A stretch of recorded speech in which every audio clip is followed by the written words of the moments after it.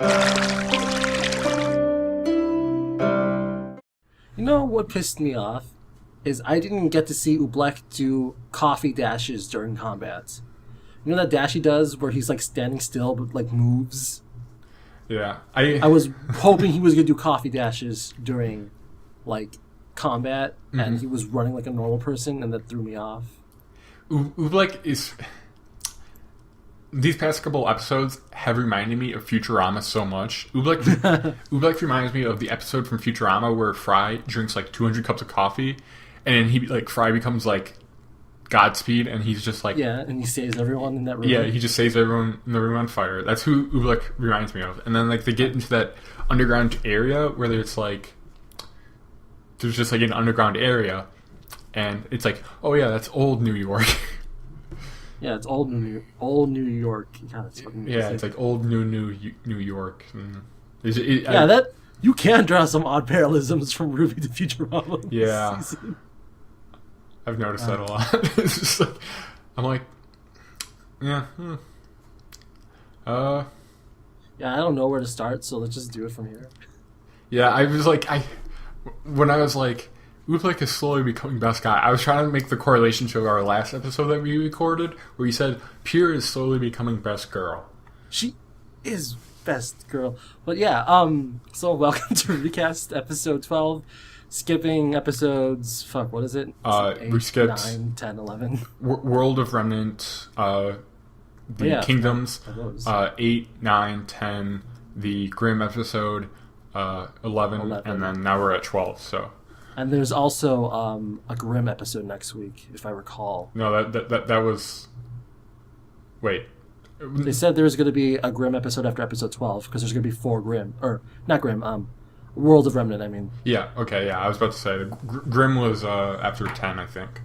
Yeah, so there's still going to be extra stuff to cover next week. But yeah, we're also planning to do like a retrospective thing, maybe. That too. Yeah, like just to cover everything that we've missed and stuff.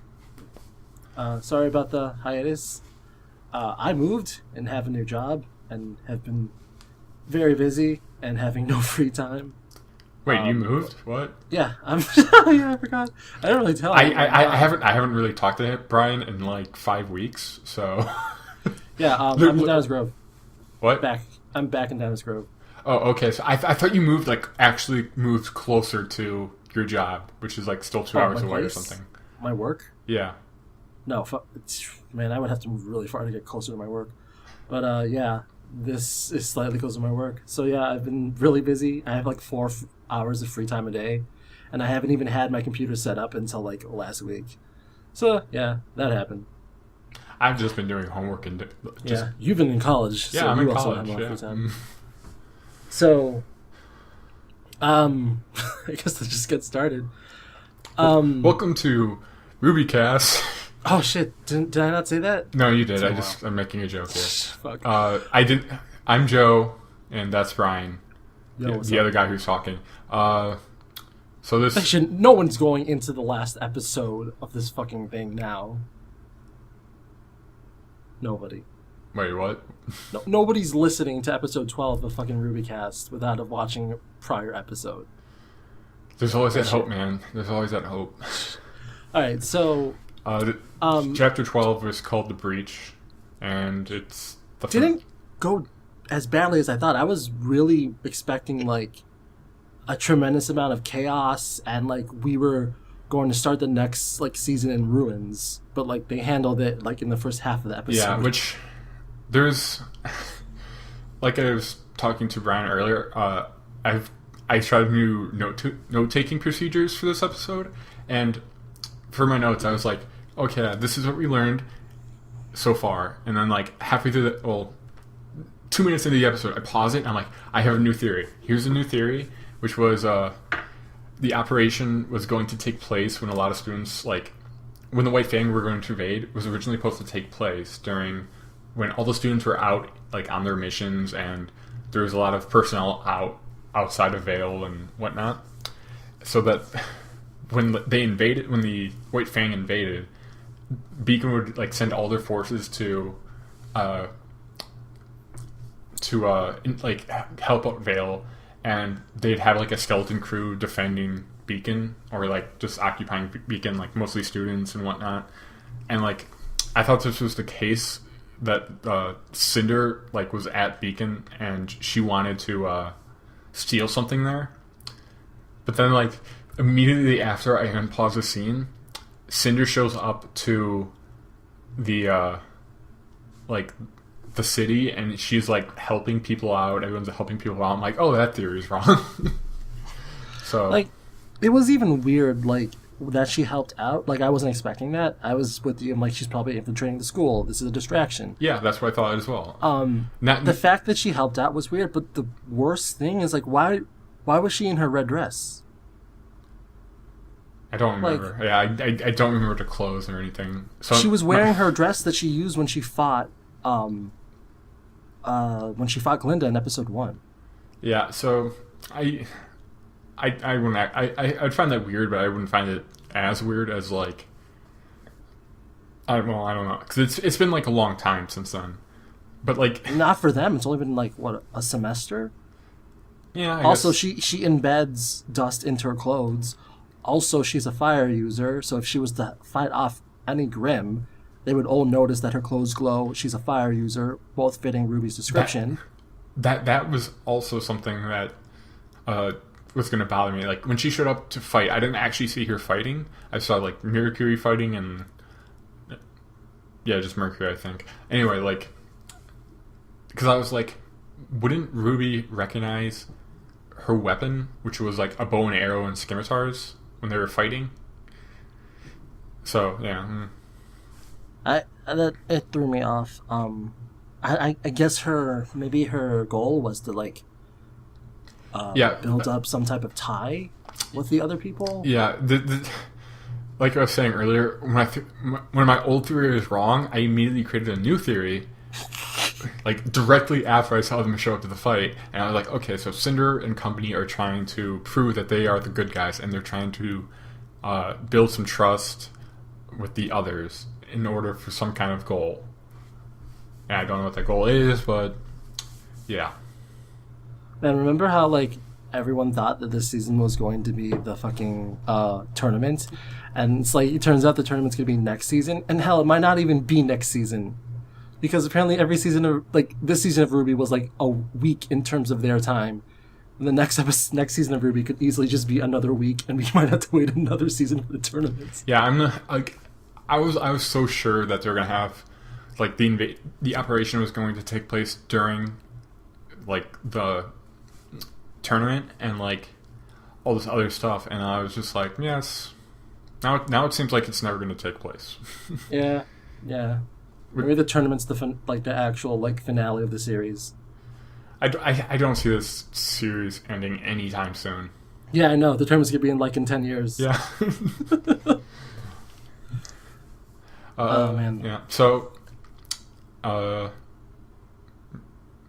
yeah, I don't know. Let's just get into the fight, because that's the biggest meat of the episode. Oh no! One thing I want to bring up is that you have Team Juniper, who abandoned their mission to go help out Vale, and that Jean fights the. Well, I guess this is the fight scene really, but Jean proves himself against the Ursa. Which, like, it like goes back to the season 1 where he's volume 1, whatever, where he's Pierre helps him out by like using his shield and magnetism and all this other stuff, but he proves himself. Yeah. And I was like, oh yeah, cause that's progression of character. And then Junior Detective's Sun and Neptune show up. Do you remember that part? Wait, sorry, say that again. Junior Detective's Sun and Neptune. Yeah. Oh yeah. Where they show up with badges and they're like. And then the army shows up and the fight's over. They don't fight, so yeah. Actually, well, whatever. Yeah, go into the fight. I don't. Alright, so we'll admit the RWBY and their team fighting, since there wasn't really that much there, outside of like same things we've seen. I think the only like thing that I noticed was that Weiss has the ability to summon ice swords. Didn't really know about that. It's part of her semblance. Not some. Oh, yeah. It's part of her dust, then. Yeah, I'm not entirely sure where to classify that. Everything else, I guess the meat of that is that we got to see Team Coffee in action finally, which they've been building up for a while. Yeah, they've been building it up. We still haven't seen Scarlet yet, or yeah, Scarlet. Yeah, no, Velvet, Scarlet, something. Tina, whatever. Yeah, we haven't seen what Velvet does. Like, and there was that girl. I don't know who she is, but she was the girl with the chain gun. I call her weapon Pandora's box. I can see that. That'd be pretty cool. Because it's like, I don't know. It just seems to me like a Pandora's box kind of thing. So, do you know the theme of Velvet's team? Team Coffee. Yeah. I'm trying to figure out what their theme is, because obviously, fairy tales. I think we established that whatever seasons. I think that's the name of their team. With Sun and Neptune, they're based on gods. Yeah. I'm still not entirely sure what Team Juniper is based off of. Yeah. You mean? I guess famous people. Team Juniper is based off. Oh, I guess famous people. I don't know. Team Juniper and Team Coffee. I don't know. Juniper might be legends. I'm not sure.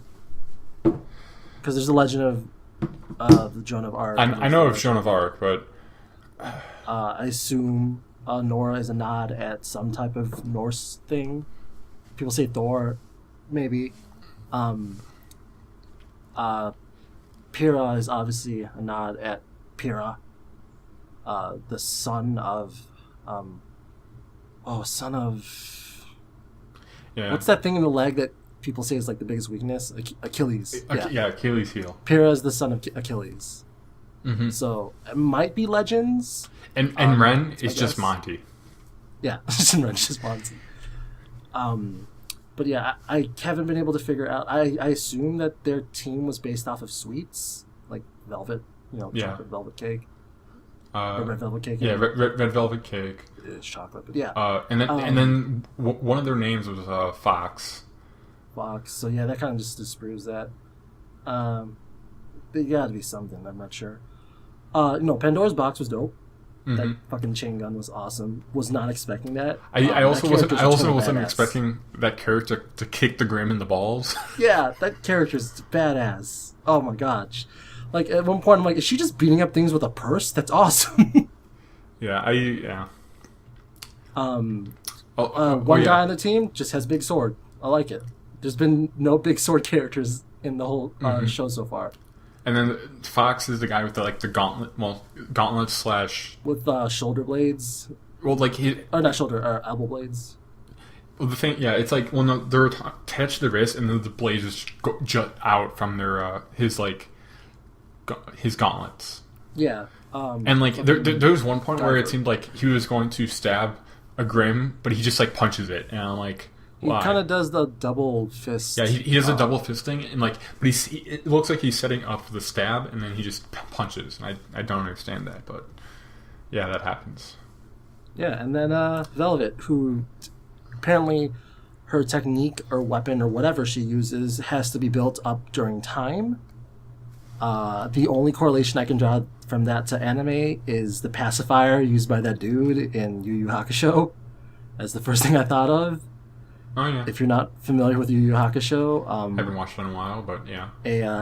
There's this guy. I'm not sure what he is in that world. If he's a god or just like he's like a king or something. But he has a pacifier that he wears because he's kind of like a baby character. But apparently that's been sucking out all of his spiritual energy, and he's had it on his mouth for like 20 years. And then at one point he uses it like as a trump card.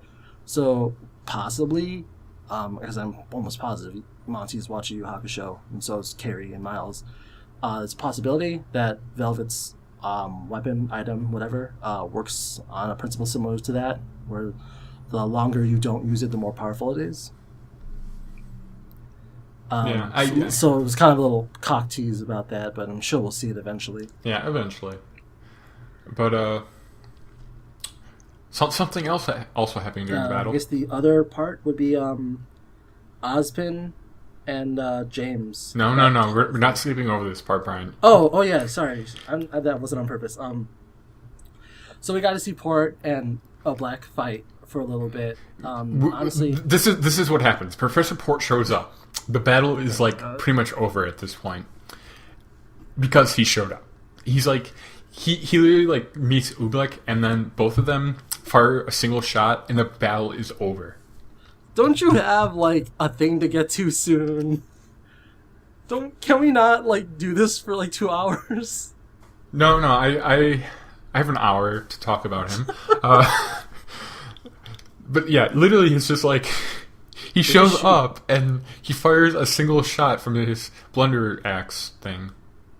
It really wasn't a lot. I honestly was a little disappointed. I wanted to see something, especially when they stood next to each other. I'm assuming these guys have been on a team before. I assume that they've been there's the Ruby and Weiss, how they teamed up in the forest, and Blake and Yang.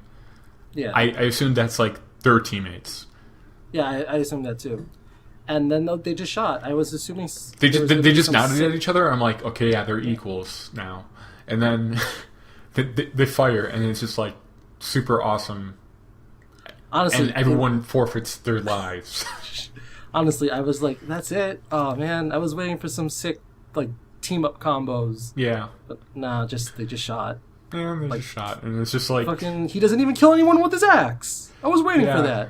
I mean, realistically though, none of the Grimm can actually get close to him enough to actually survive without dying. We watched that episode of World of Remnant. And you saw that the narrator just told. No, I blocked that. I don't know what you're talking about.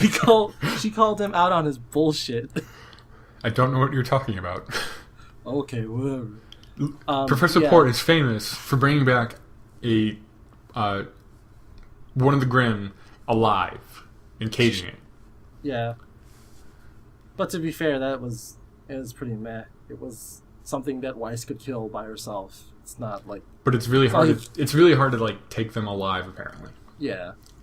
Outside of that, the only two other things that happened was that Ozpin had to step down as being in control of the security. I honestly do feel like we're going to see repercussions of that next season. Mm-hmm. I also feel like James is hiding something. He has his own agenda. Perhaps he's just trying to prove that he knows best. He knows best. Yeah, there was a brief moment during that episode where I was I could see the him being this was all part of his plan to take over Vale, or at least put it in position where he can when he was appointed head of security. I was thinking okay, now he's going to start moving his troops into position, all that other stuff, and he's going to eventually take over Vale. And and then it's just Ironwood and Torchwick meet, and they're he dismisses his troops, and so it just gives me the feeling of they're not in it together. They don't know anything about each other. So I was yeah, so I'm pretty much scrapping the idea of him being a double agent kind of guy. Oh, yeah. I don't feel I don't think I ever felt like he was a double agent. Well, maybe not double agent, but he was dealing weapons to both sides, which he could possibly. Well, that's what we also learned, that Weiss thinks poorly of her father, and that her father is pretty dubious. Yeah, it's he has pretty questionable ethics and business practices. So now I think Weiss's dad is he's the one who's providing to both sides of the White Fang and whatnot. That seems more believable than James being evil. Let's see what else, and then we got Adam back, showing that Adam is not being manipulated. It seems more like he's in this with everyone else. And we also saw that Garrett still can't voice act that well. Well, I didn't really notice because he says so few lines. Yeah, but I'm just that still doesn't sound... whatever. I mean, he'll get better. I honestly felt that Yang's performance in this season was miles ahead of last season. Particularly in this episode when she was just lamenting at how tired she is. That was good voice acting. Mm-hmm. And yeah, so basically everything is still going according to Torchworks and Cinder's plans. Yeah. Little like a little misstep, but it seems Yeah, with that, like the operation starting sooner than anticipated, but which again, it feels like that was time sensitive. Like this operation should have been time sensitive, but then the only thing that would have seen that, like the only thing that would have changed in the next couple of days, weeks, would have been that the tournament would have started, or the festival would have started, but apparently them being at the festival wasn't necessary. Also, they don't seem set back by the loss of equipment, which I assume was on accident. So Wait, maybe they have way more equipment than we think. what loss of equipment? They lost a bunch of mechs that was on that train. Oh, I get. I mean, I thought that was all stuff that was going to be used in the invasion and make him seem like the bad guy and stuff like that. But yeah, but if they lost all that mech, either... Well, like, I think they have warehouses that are in Vale. Yeah. So I feel like that was that stuff was like the loss, the acceptable losses. Like they plan to lose that stuff. Yeah, or maybe the mech was just there just in case they had to fight off Grim and creatures of Grim when they were down there. Yeah. There's the Stinger, which was Yang meets the new character that we. I'm pretty sure. Wait. What? Wait, did I miss that? Did you miss? I kind of skipped over through all the credits until I got like towards the very okay, end well, Brian looks that Lucky. up. Yang basically meets the new character, and they both have the same eyes. Like the character What removes part her of the mask. credits is it at? It's like right after the credits, but before the X-ray and Vav thing. Oh, I'm here. Okay. Okay. Ooh, good lighting. So anyway, my theory is it's basically Yang's mom. Oh. Well, this is getting revealed way sooner than I thought it was. Yeah, it's either. It's been my theory that it is Yang's mom, but for a split second, I'm like, I thought Yang's mom would look older, but she still looks like young. So for some reason, I'm thinking it's her older half sister. Okay, so yeah, that's definitely Yang's mom. Yeah. Oh, I didn't actually hear what any of them said because we were still talking, but yeah, that's They don't really say anything. It's like we need to talk. That's basically what they say. okay. Okay, so yeah, I'm going to say that's Yang's mom. Yeah, that's what I thought too. I'm totally in with there that that's Yang's because they have the exact same hairstyle. Yeah, they have the same hairstyle. They don't have. She doesn't have blonde hair, but she could. Like, instantly, like I was like, I did a Google search after I watched this episode. I was like, can two dark-haired parents have a blonde-haired child? And Yes. and I was like, yes, if they have the recessive gene and whatnot. Yeah, they have recessive genes, yeah. I was just like, because I know Monty. Monty, well, I don't know Monty, but Monty is like he always pays attention to like genetics and like looks and characteristics and whatnot. So it's like, yeah, I think he would pay attention to like genetics and whatnot. Boy, that's gonna cause a lot of things. Yeah. So I'm assuming that's Yang's mom, and if that is Yang's mom, It basically highlights that Yang's mom has been watching over her from like afar, and there's some reason why she hasn't come out. or Yang's mom is involved with either probably stopping whatever Sinner's doing, and she just happened to align with Yang at this point. That I don't know, maybe she was scouting that train and she saw her daughter getting killed by a fucking ice cream. So, I mean, yeah, but it's like, well, that actually does make sense because like she could make portals and stuff. yeah. But it seems like it could have been really simple just to like create a portal that would. I'm not sure what the limitations are, but like to go meet her daughter and stuff. Oh yeah, but it could have easily just been that she left for a reason. Yeah. I don't know. Maybe she weird. hates. Maybe she hates the dad, and she left and doesn't want to deal with the fallout with her daughters. I mean, that's obvious. That's easily a possibility. Yeah, it is. But like, we know nothing about the relationship. We just know that she left one day. We don't know if it was for some big giant mission or whatever, but yeah, I don't know. We don't know. I mean, the fact that she has a Creature of Grim mask, that adds another layer of possibilities. She could have been allying herself with the White Fang, and now is doing a Blake thing where she's now defecting and is trying to stop what's happening. Yeah, for a second, actually, I kind of thought that this character was Adam's mom. Until I'm like, well, yeah, I don't understand. So there's a million things that can happen. Yeah. But I'm almost positive that's Yang's mom. Mm-hmm. Either Yang's mom or Yang's half sister. I mean, I think we could tell that Yang was angry there because her eyes turned red. Yeah, and it was just like, I don't know. So I hope that plays out in season 3, like early on. Wait, it just occurred to me, if that's Yang's mom, and Yang's mom is part of the White Fang, well, I guess never mind. I was gonna say something like, is she Faunus or something, or what? But I don't know. Yeah, I honestly thought about that for a split second, but I feel like you would know. Yeah.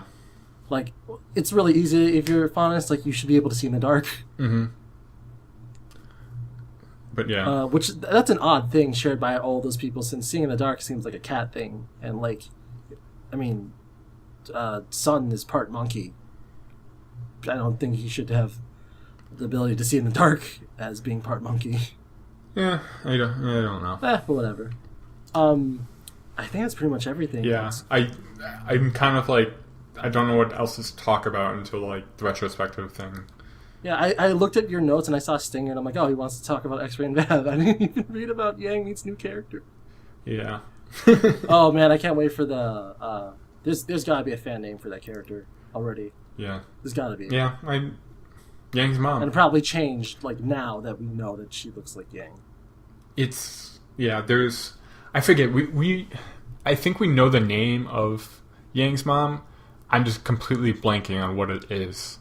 Same here. I don't think we do, but well, I think we do maybe through extra means, like Monty tweeted it. Yeah, like I think Monty, it wasn't explained, but Monty tweeted like, I think he tweeted something. Yeah, but well, if you did, please tell us. I should probably have a question at the end of this. Yeah. Well, what do you think the next season is going to be like, and all that shit? Yeah, sure. What are your expectations for the next season? I hope that fucking Nora and Ren get character developments. I hope they start dating.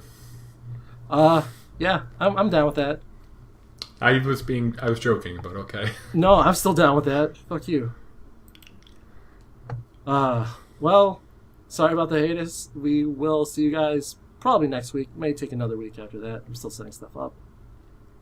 But yeah, thank you for listening to RWBYcast. Oh, something else that I want to just put out there before expectations for next season. I think Professor Port will be the lead in this next season. Okay. I'm ending it now. Bye, everybody. Goodbye. Professor Port rules.